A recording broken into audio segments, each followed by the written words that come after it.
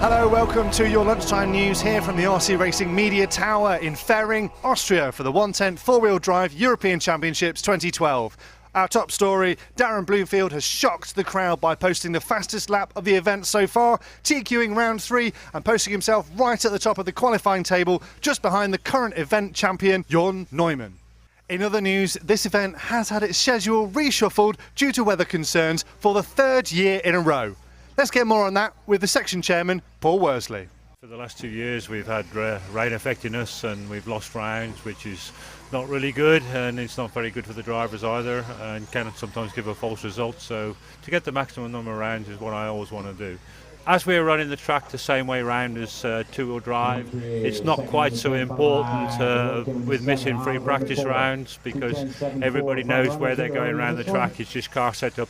None of the drivers complained, all the team managers thought it was a good idea, so we've gone with it. Well, that's all very well, but let's see how it impacts on the drivers.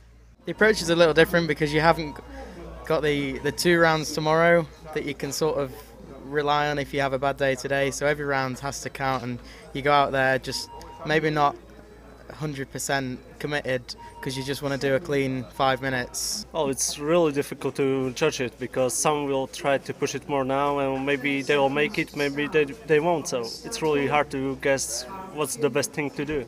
Well, that just about wraps up your news for this afternoon. Now for your weather, it's Oliver Maggot.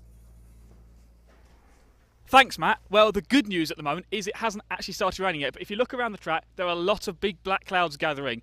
The wind has picked up. I'm very glad I've got this P1 racing jacket to keep me nice and warm. You can see the track setup itself, a little bit tacky still underneath, but it's starting to blacken up on the racing line at least, and it's being swept between every heat, as we can see from the drivers on the track at the moment. Now, as we go further around the track, some of the different surfaces attracting the weather in different ways. We can see this rubber section here at the edge of the big jump in the middle of the track. That doesn't be affected by the weather, but the big thing is the cobblestones over on this far side of the track here.